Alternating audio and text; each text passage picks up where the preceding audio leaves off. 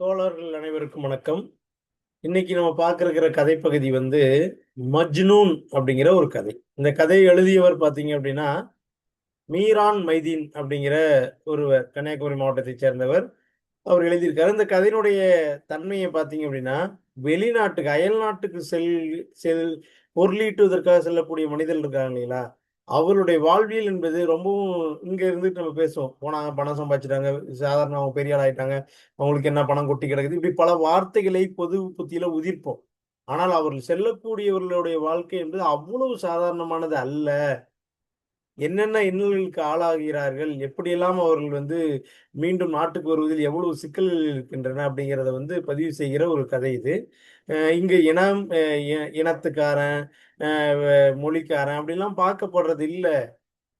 நாட்ட விட்டு நாட்டு அந்த மண்ணை விட்டு பிரிகிற ஒரு மனிதர் அந்த இன்னொரு மண்ணில் சென்று வாழ்வது என்பது, அந்த மண்ணில் இருப்பவர்களால் எவ்வளவு எதிராக பார்க்கப்படுகிறது. அதனால் அவர் அடையக்கூடிய துன்பங்கள் என்னென்ன அப்படிங்கிறது ஒரு ஒரு வரிசை முறைப்படுத்தி சொல்லப்படுகிற கதை இது. மஜ்னூன் என்ற சொல்லுக்கு பைத்தியக்காரன் என்பது பொருள். சரி. இப்ப இதுல வரக்கூடிய கதை வந்து கதை லெட்டர் வடிவில் எழுதக்கூடிய கதை. ஒரு லெட்டர்ல தொடங்குது. தன்னுடைய மனைவிக்கு தன்னுடைய வாழ்க்கை முறையை எப்படிலாம் நான் இருந்தேன், இருக்கிறேன் அப்படிங்கிறத வந்து பதிவு செய்கிற ஒரு கதையாக அது இருக்கிறது. கதை இப்படி இப்படி தொடங்குகிறது. நான் அ அ அன்பு என்று சொல்லி தொடங்குவேனா, எனது இதயமே, எனது அன்பே, எனது உயிரே என்ன சொல்லி நான் தொடங்குவது? எனக்கு தெரியவில்லைங்கிறது கதையினுடைய தொடக்கமா இருக்கு. கடிதத்தை தொடங்குகிறது. ஒருவேளை நான் இப்போ இறந்து விடுவேனோ தெரியவில்லை. கப்பலில் வந்தால் மீன்களுக்கு உணவாவேன். சிறைச்சாலையில் எப்படி இறப்பேன் என்பது தெரியவில்லை. ஒருவேளை நான் உயிரோடு வந்தால், உன் கரத்தையோ, உன் காலையோ, உன் அ மார்பையோ மார்பிடமோ சாய்ந்து அழுது கொண்டே இருப்பேன் அப்படின்னு சொல்லி அந்த கடிதம் தொடங்குது. அப்ப அவருடைய துன்பத்தை பகிர்ந்து கொள்ள ஒரு நபர் இல்லாத சூழ்நிலையை பதிவு செய்வதாக இது இருக்கிறது. அப்ப எப்படி அங்க போய் சேர்ந்தேன்? என்ன ஆனேன்? அப்படிங்கிற ஒரு பின்புலத்த சொல்லுது. சாவணுங்கிறது விருப்பம் கிடையாது. ஆனா, அந்த சாவை தள்ளி போடுதலுக்கு 2 காரணங்கள் இருக்கு. ஒரு காரணம் வந்து பாஸ்போர்ட், விசா தொலைஞ்சிருச்சு. அங்க வாழ்வதற்கான அடையாள அட்டை இல்ல. அ ஏஜென்ட் வந்து போ வ ப வரேன்னு சொன்னவன் வந்து எடுத்துட்டு போயிட்டான். இப்ப வந்து பாஸ்போர்ட் இல்ல. இப்ப கையில எதுவுமே இல்ல. அதனால வந்து பாஸ்போர்ட் இருந்ததுனா நம்ம அப்ளை பண்ணி ஊருக்கு வர்றதுக்கான வாய்ப்புகள் இருந்திருக்கும். அது எதுவுமே அவனுக்கு இல்ல. இப்ப மனைவிய பார்த்தே ஆவணும். மனைவிய நான் கல்யாணம் ஆன 4 மாசத்துல பிரிந்தவனாக இருக்கிறான். இப்ப அங்க போனோனே அவனுக்கு அடையாள அட்டையும், பாஸ்போர்ட்டும் இல்லாத காரணத்தினால அவன் என்ன செய்வதுன்னு தெரியல. அவன் வந்து தற்காலிகமா ஒரு இடத்துல அடைக்கலம் புகுந்திருக்கிறான். அங்க 6 பேர் தங்கியிருக்கிறாங்க. இப்ப இவன் வந்து அந்த இடத்துலருந்து ஒருவேளை வெளியில வந்தாவோ, போலீஸ்ட்ட மாட்டிக்கிட்டாவோ, எ வந்து அவனுக்கு அடைக்கலம் குடுத்தவங்களுக்கும் சிக்கலாகும். அதனால தன்னுடைய இறப்பு நிகழக்கூடாதுன்னு நினைக்கிறான். இறந்து போகக்கூடாது என்று நினைக்கிறான். 2வது காரணம் கண்டிப்பாக தன் மனைவியை சந்தித்தே ஆக வேண்டும். 4 மாதத்துல கர்ப்பவதியாக விட்டு பிரிந்து வரான். அவளுடைய நினைவு வரும்போது அவள் அழுது கொண்டே பிரிந்து அன்று இரவு முழுவதும் அழுது கொண்டே இருக்கிறாள். பிரிந்து வரும்போதும் அழுது கொண்டே வழி அனுப்புகிறாள். அந்த அந்த மனசு, அந்த உடல் மட்டும் அந்த சூழ்நிலை மட்டும் அவனுடைய மனதிலிருந்து அகலவே இல்லை. தன் இணையரை பார்க்க வேண்டுங்கிற அந்த எண்ணம் அவனுக்குள்ள மேலோங்கி நிற்குது. இங்க வந்தவன் முதல் முறையா ஒரு 6 மாசம் ஒரு இடத்துல சமையல்காரனா வேலை பார்க்குறான். திரும்ப இன்னொரு இடத்துல வந்து வேலை பார்க்குறான். அந்த இன்னொரு இடம் தான் வந்து 2 ஆண்டுகளா அவனுக்கு பெரிய அடைக்கலம் குடுக்குது. சமையல்காரனா இருக்கிறான். ஒரு 6 பேர் சேர்ந்து தங்கியிருக்கிறாங்க. அதுல ஒரு நாட்டுக்காரன் இல்ல, ஊபிக்காரன் இருக்கான். டெல்லியில இருந்து பரோ அப்படிங்கிறவன் வந்து இருக்கிறான்.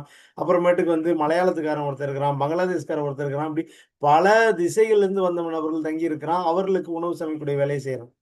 அப்படி செய்யும் பொழுது அவனுக்கு ஒரு குறிப்பிட்ட வருமானம் கிடைக்குது. அந்த வருமானத்துல தான் அப்பப்ப ஊருக்கு அனுப்புறான். அப்போ ஒரு தகவல் தெரியுது. ஊர்லேருந்து வந்து போனவங்க சொல்றாங்க, "உன்னுடைய மனைவி வந்து ஒரு பாய் கம்பெனில ரூ. 5 ரூ. 10 கஷ்டப்பட்டுட்டு இருக்கிறா. குழந்தைய பார்த்துட்டு இருக்கிறா." அப்படிங்கிற தகவல்லாம் தெரிய வரும்போது, அவனால தாங்கிக் கொள்ளவே முடியல. அவனால பணம் அனுப்புறான், கடிதம் அனுப்புறான். எந்த அளவுக்கு போய் சேர்ந்தது, என்னங்கிற தகவல் எதுவுமே அவனுக்கு தெரிய வர்றது கிடையாது. ஏன்னா, அவன் ஒரு நிலையான ஒரு இருப்பிடத்துல வசிப்பதும் கிடையாது. ஆனா கடிதம் போய் சேருங்கிற நம்பிக்கை இவன் தொடர்ச்சியா வந்து எழுதிக்கிட்டே இருக்கிறான். அப்ப அது போன்றது அந்த ஊப்பிக்காரனுடைய அந்த இதுல இருக்கும் பொழுது, திடீர்னு ஒரு நாள் ஊப்பிக்காரன் இறந்து போயிடுறான். எல்லாரும் சாப்பிட்டுட்டு தூங்குறாங்க. திடீர்னு கட்டில் ஆடுது. எழுந்து தண்ணி கேட்கறான், குடுக்க முடியல. உடனே வந்து ஊப்பிக்காரன் வந்து கை, கால்லாம் இழுத்துட்டு இறந்து போயிடுறான். அந்த காட்சி பார்த்தோனே தாங்க முடியல. இப்ப அடுத்து அங்க இருக்கிறவங்க எல்லாருமே முறையான அடையாள அட்டை வச்சுட்டு இருக்கான். இப்ப இவன் மட்டும் தான் அடையாள அட்டை இல்ல. இப்ப இவன் மேல சிக்கல் வரும். அதனால இவன அந்த வீட்ட விட்டு கிளம்ப சொல்லுன்னு உடனே அனுப்பிடுறாங்க. அங்க இருக்கிற மற்ற 5 பேரும் அவன வழி அனுப்பிடுறாங்க. அவன் வெளியில வந்துடுறான். போலீஸ் கிட்ட பயந்துட்டு ஒரு குப்பை தொட்டில குதிக்கிறான். குப்பை தொட்டில குதிச்சா அது வந்து வெறும் பாடி இருக்கும். லாரியில பாடி இருக்கும். அவ்வளோ ஆழமான குப்பை தொட்டி. அந்த குப்பை தொட்டியில உள்ள குதிச்சோம்னா, அங்க வந்து இறைச்சி துண்டுகள் கிடக்குது. வந்து வே எல்லா கழிவு பொருட்களும் அங்க இருக்கு. உதாரணத்துக்கு வந்து அவன் புழுவெல்லாம் உடம்புலலாம் உணவு புழுவெல்லாம் நண்டுது. அத எடுத்து துடைக்கும்போது சானிட்டரி நாப்கின் கிடைக்குது. அதனுடைய ஸ்மெல் தாங்க முடியல. வாந்தி எடுக்குறான். எலிலாம் செத்து கிடக்குது. பூனை செத்து கிடக்குது. வழக்கமா எல்லா ஊர்லயும் நாய் தான் குப்பை தொட்டியோட தொடர்பு இருக்கும். அந்த ஊர்ல நாய் கிடையாது. நாய் செல்லப்பிராணியா வளருது. பூனை தான் அந்த ஊர்ல ஒதுக்கப்பட்ட பிராணியாக வாழ்கிறது. ஒரு பூனை வந்து எட்டி குப்பத்துல குதிச்சுட்டு இருக்கிறத பார்த்துட்டு தப்பிச்சு போயிருது பயந்து போயி. இந்த சூழ்நிலைலாம் பதிவு பண்றான். இப்போ ஒரு லாரி நிக்குது. இப்ப அடுத்த கட்டமா அதுலருந்து அவன் தப்பிச்சாகணும். ஒரு லாரி நிக்குது. லாரியில ஏறி அந்த பீரோக்குள்ள இருக்கு. பீரோக்குள்ள உள்ள பூந்துக்கிறான். அந்த ஏற்கனவே அவனுடைய ஒட்டுமொத்த உடல்ல இருக்கக்கூடிய அத்தன நாற்றங்களும் அவன் மேல இருக்குது. இத தன் மனைவியிடம் சொல்லும்போது கடிதத்தில எழுதும் பொழுதே, "இதுக்கு மேல நான் சொல்ல விரும்பல. உன்னால தாங்கிக் கொள்ள முடியாது." அப்படிங்கிறத பதிவு செய்றான். திரும்ப வந்து அந்த பீரோல இருந்துட்டு உள்ள இருக்க வேர்வை நாற்றம் வேற கூடுது. ஏற்கனவே பல நாற்றங்கள், இன்னும் வேர்வை நாற்றங்கள். சகித்துக்கொள்ள முடியாத மனநிலையில அந்த பீரோக்குள்ள அவன் டிராவல் பண்றான். கிட்டத்தட்ட வந்து 5, 6 மணி நேரத்துக்கு மேல டிராவல்ன்னு நெனைக்கிறேன். இப்ப அந்த டிராவல்லாம் செஞ்சு ஒரு இடத்துல போயிட்டு வந்து 12 மணி நேரமோ என்னமோ டிராவல்ன்னு நெனைக்கிறேன். தப்பா சொல்றேன்னு நெனைக்கிறேன். ம். எங்க அந்த லாரி போகுது அப்டின்னா, பாகிஸ்தானியர்கள் ஓட்டிட்டு போறாங்க. ஜித்தாங்கிற பகுதிக்கு போகுது. இப்படியே ஒரு நீண்ட தூரம் பயணம் போறான். அ அந்த பயணத்துக்கான நேரம் வந்து 400 மைல் பயணம். அந்த 400 மைல் பயணம் முடிஞ்சு, இறங்கி எட்டி குதிக்கிறான். அங்க ஒரு பெரிய மார்க்கெட் பகுதி இருக்கு. இவனுடைய ஸ்மெல் தாங்க முடியாம எல்லாரும் விலக்கி போறாங்க. இருக்கிற குழந்தைங்கலாம் இவன மஜ்னூன், மஜ்னூன் பைத்தியம், பைத்தியம்ன்னு வந்து கிண்டல் பண்றாங்க. கையில இருக்கிற காலி டின் பாக்கெட்ட புடிச்சு அ டின் பாக்கெட் எடுத்து அடிக்கிறாங்க. அவன் வந்து இந்த நேரத்துலயும் இது பண்ணல. சில பேர் வந்து பிச்சை காசு காசு போடுறாங்க. அத கை நீட்டி வாங்கிக்கிறான். உணவு கிடைக்குது சாப்பிடுறான். அப்படி வந்து வெ வ வந்து உணவு எடுத்து சாப்பிடும்பொழுது, ஒருத்தர் வந்து பெப்சி சாப்பிட்டுட்டு தரமாட்டேன்னு பயந்துட்டு இருக்கிறாங்க. நீ தரமாட்டல நான் அடிச்சு புடுங்கிக்குவேங்கன்னு நெனைக்கிறான். எத்தியோப்பியாக்காரன் உதவி பண்றான். அங்க ஒரு தமிழ்க்காரன் உதவி பண்றான். தமிழ்க்காரன் "நீ தமிழ்க்காரனான்னு கேட்டுட்டு, நீ ஏன் தமிழ அவமானப்படுத்துற?" அப்படின்லாம் வந்து கேள்வி கேட்டுட்டு போறான். இவன் சிரிச்சுட்டு கடந்து போறான். அங்க இஸ்லாமியர்கள் அதிகமா வாழக்கூடிய பகுதி. இவனும் ஒரு இஸ்லாமியன். இப்ப அவன் என்ன செய்றான் அப்படின்னா, அங்க இஸ்லாமிய தர்காவுல குளிக்கிற இடத்துல போயிட்டு தன்னுடைய நிர்வாணமா குளிச்சுட்டு, ட்ரெஸ் எல்லாம் கிழிஞ்சு போட்டுட்டு, ஒரு மலையாள ஹோட்டல்ல போய் சாப்பிடுறான். சாப்பிட்டு அங்க ஒரு எத்தியோப்பியாக்காரன் அறிமுகமாகுறான். அந்த எத்தியோப்பியாக்காரனோட இவன் வந்து ஒரு 4 நாள், ஓரிரு நாட்கள் தங்குறான். அவன் தான் அவனுக்கு அடைக்கலம் குடுக்குறான். நல்ல உணவு வாங்கி தரான். அவன் வந்து 2 பேரும் அரசியல் பேசுறாங்க. இந்தியாவுல அவனுக்கு காந்தியும், அம்பேத்கர் இது அமிதாப் பச்சனையும் தெரியுது. அவன் உலக அரசியல்லாம் பேசுறான். சோமாலி நாட்டு அரசியல பேசுறான். எத்தியோப்பியா நாட்டு அரசியல பேசுறான். உங்க நாடு நல்ல ஜனநாயக நாடுன்னு சொல்றான். இன்னும் நெறைய அரசியல பேசுறான். ஏன்னா, அங்க வந்து வந்து காலியா ஒரு ஒரு பெரிய அரண்மனையில யாரும் வசிக்காத புதர்மண்டி போன அரண்மனையுடைய காவலாளியா அவன் இருக்கிறான். இப்ப அங்க அவங்க வந்து இவனும் அங்க வந்து குப்பை குப்பை காடா இருக்கு. அதுல இவனும் ஒரு 2, 3 நாள் தங்குறான். அதுக்கப்புறம் இவன் ஒரு இடத்துல வந்து அடைக்கலம் புகுறான். மறுபடியும் சமையல் வேலையில செய்றான். 200 குரோல் வந்து பணம் அவனுக்கு கிடைக்குது. குரோன்கள்னு சொல்லக்கூடிய பணம் ஒரு 26 பேர் சேர்ந்து தங்கியிருக்கிறான். 5 பேர் சேர்ந்து தங்கியிருக்கிறாங்க. அந்த 5 பேரும் சேர்ந்து ஆளுக்கு 25 வீதம் 150 குரோன் வந்து அவனுக்கு வருமானமா, சம்பளமா குடுக்குறாங்க. அங்கேயும் வந்து தங்குறான். அங்க தங்கியிருக்கும் ஒரு ஹிந்திக்காரன் ஞாபகம் வருது. இவனுக்கு தாடியெல்லாம் வளர்ந்திருக்குது. அவன் போய் இவனே போய் முடி வெட்டுறான் பாத்ரூம்ல. அந்த பாத்ரூம்ல வந்து அப்புறமேட்டுக்கு பயந்துட்டு ஓடி வந்துடுறான். பார்த்தா வந்து ஒழுங்கா இல்லாத மத்தவங்க சிரிக்கிறான். அப்பதான் ஊப்பிக்காரன் ஞாபகம் வருது. இறந்து போனான்ல முன்னாடி. அந்த ஊப்பிக்காரன் உண்மையிலே என்னன்னா, இவன அழகா முடி வெட்டி அழகு பார்த்தவன். அந்த ஊப்பிக்காரன் நினைவு இப்படிதான் ஒவ்வொரு விஷயங்களும் பல நினைவுகள் வந்து கொண்டே இருக்கிறது அப்படின்னு பதிவு செய்யுது கடிதத்துல. இப்ப இந்த சூழ்நிலையில வந்து அங்கேயும் ஒரு சட்டம் போடுறாங்க. என்ன சட்டம் அப்படின்னா, அ இல்லீகலா இந்த நாட்டுக்குள்ள வந்தவங்க, முறைப்படி விசா இல்லாதவங்கலாம் இந்த நாட்ட விட்டு வெளியேறணும். முறையா சிறையில வந்து த த தன்னகிட்ட கைதாயிரணும் அப்படிங்கிற மாரி ஒரு வந்து ஒரு சட்டம் போடுறாங்க. சட்டம் போட்ட நடுவுல போலீஸ் தேடுறாங்க. திடீர்னு ஒரு நாள் போலீஸ் வீட்டுக்குள்ள வந்தோனே, இவன் போய் ஒரு பீப்பாய்க்குள்ள மறைஞ்சுக்கிறான். அதுல எலி செத்து போய் கிடக்குற அந்த பீப்பாயில ஏற்கனவே வந்து தாங்க முடியல. இப்ப ஆனா அந்த நேரத்துல தப்பிச்சிடுறான். அப்ப அங்க இருக்கிறவங்கலாம், "நீ நான் இடத்த விட்டு காலி பண்ணணும்னு" சொல்றாங்க. அப்ப இவன் உடனே என்ன செய்றான் அப்படின்னா, அந்த இடத்துலருந்து காலியே பண்ணணும். இரவு விடியறதுக்குள்ள போகணும். அங்க என்ன சூழ்நிலைங்கிறது இந்த லெட்டர்ல பதிவு பண்றான். ஏன்னா, இங்க வந்து தக்ரோனியர்கள் அப்படிங்கிறவங்க அதிகமா வாழ்றாங்க. இங்க வந்து புனித பயணத்துக்கு வரேங்கிற பேர்ல இங்கேயே வந்து ஏன்னா ஆப்பிரிக்காவிலருந்து வரும்பொழுது, அங்க வாழ முடியாத சூழல்னால இங்க புனித பயணங்கிற பேர்ல இங்கேயே வந்து இங்கேயே தங்கியிறக்கூடிய ஒரு சூழல் உருவாகுது. அதனால இங்க தங்கியிறக்கூடியவர்கள வந்து கலெக்ட் பண்ணி நாட்டுக்கு அனுப்புறான்னா, அந்த ஆப்பிரிக்க இது எங்க நாடுகள் கிடையாது. எங்க நாட்டு மக்கள் கிடையாதுன்னு திருப்பி அனுப்பிடுறாங்க. இந்த சூழ்நிலையில இங்க நெறைய அந்நிய சக்திகள் உள்ள இருக்கிற அந்நிய ஆட்கள் உள்ள இருக்கிறதுனால, அவர்களை களைய வேண்டுங்கிற ஒரு சூழல் உருவாகும் பொழுது, இப்படி ஒரு நடவடிக்கையை வந்து அரசாங்கம் மேற்கொள்ளுது. என்ன நடவடிக்கை அப்படின்னா, அதான் முறைப்படியான விசா பெற்று உள்ளே வராதவர்கள் நாட்டை விட்டு வெளியேற வேண்டுங்கிறது தான். இப்ப என்ன அப்படின்னா, அங்க என்ன நடக்குதுன்னா, சிறைச்சாலையில கொண்டு வந்து அடைக்க வைக்க போறாங்க. சிறைச்சாலை எப்படி கொடூரமானதுன்னு அந்த காட்சியில எழுதும்பொழுது அந்த கடிதத்தில, சிறைச்சாலையில உணவு கிடைக்காது. 2 நாளைக்கு ஒரு டைம் தான் உணவு கிடைக்கும். முறையா தண்ணி கிடைக்காது. முறையான இருக்காது. அடிப்பாங்க, கொடுமைப்படுத்துவாங்க.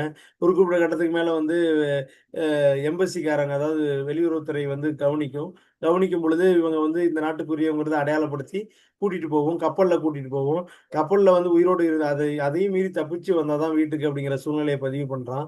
இங்க வந்து தக்ரோனியர்கள் அப்படிங்கிறவங்க ரொம்ப வலிமையானவர்கள். இந்த தக்ரோனியர்லாம் ஆப்பிரிக்கக்காரர்கள்.